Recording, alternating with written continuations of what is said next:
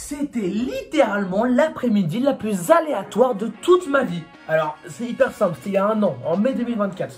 Je suis avec un pote, on se dit, bah écoute, viens, je viens dormir chez toi, tu vois. Donc c'est moi qui allais dormir chez lui. Lui, il habite dans une ville un petit peu à côté d'Angers, un petit village, tu vois. Et on se dit du coup, allez, on va passer une petite après-midi dans Angers, ça va nous occuper, tu vois. Ça va être cool, grave cool, tu vois. Du coup, on est dans Angers, tu vois, on se balade tranquille, on est chill. Et du coup, on se dit, pour ce soir, viens, on fait nuit blanche. Allez, hop, on va à Monoprix, on va acheter des petits trucs à manger pour pas qu'on s'endorme, tu vois. Carré, carré.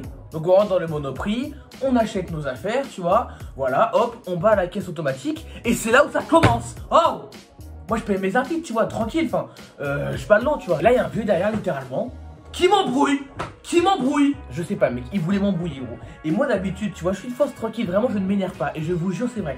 Mais là, il y a une force en moi qui est montée. Je ne sais pas pourquoi. Je me suis mis à faire tout hyper lentement, rien que pour le faire chier. Je vous jure que c'est vrai.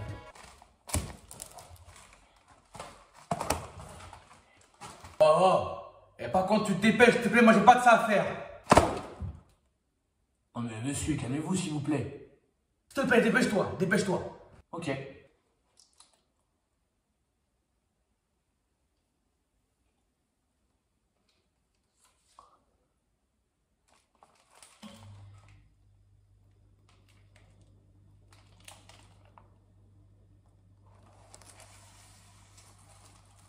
Ah ouais, bah aussi frérot, fallait pas me faire chier, voilà, je le dis.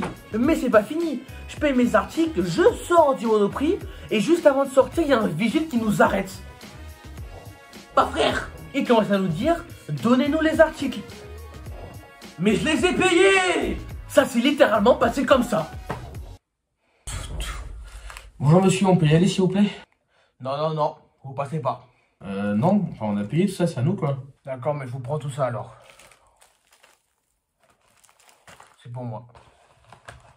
C'est pour moi. Monsieur, on a payé tout ça, enfin, c'est à nous. Mais tu connais, moi. Je me suis pas laissé faire, je suis un mec, comme je l'ai dit, faut pas me faire chier. J'ai commencé à l'embrouiller, tu vois. Mais monsieur, vous rendez, parce que c'est, on a payé tout ça. En même temps, ils aiment de mettre 400 kilos, tu voulais que je fasse quoi? C'est vrai. Et le gars nous dit quoi? Que apparemment, fallait pas se laisser faire et qu'on aurait dû riposter et garder nos articles. Mais quand tu fais 400 kilos et 2 mètres, bien sûr qu'on va pas répondre, bien sûr. C'est normal, tu fais peur. Donc Idriss, si tu passes par là, certes c'était une belle leçon, mais qui va oser te répondre? Qui va oser riposter face à toi? Mais c'est pas fini, on sort du Monoprix, et là on se balade et tout, on va à la Fnac. Et on voit qui en sortant de la Fnac? Zafil, dans le plus grand des cams, Zafil. Mais moi j'étais trop timide, je voulais pas aller lui dire bonjour, je voulais pas. Et mon pote, lui, il était en mode, viens, on va le voir. Moi, j'étais timide et tout. Et là, on voit sa fille, il rentre dans la Fnac. On voulait pas le suivre. Du coup, on va dans le Levi's qui est juste en face. Et on se planque. On fait genre, on regarde dans le Levi's, tu vois, au calme.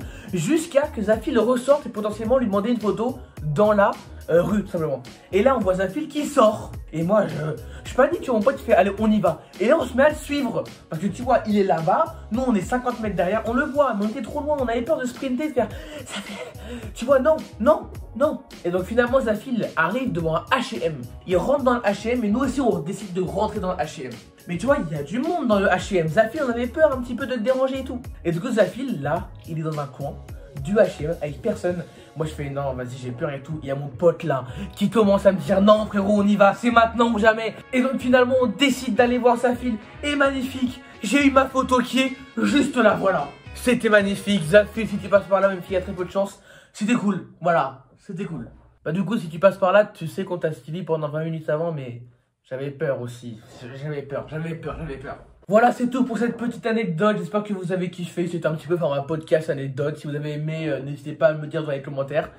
Si vous en voulez d'autres aussi, n'hésitez pas à liker, partager, commenter. Vous connaissez la recette. C'était Edo. Ciao.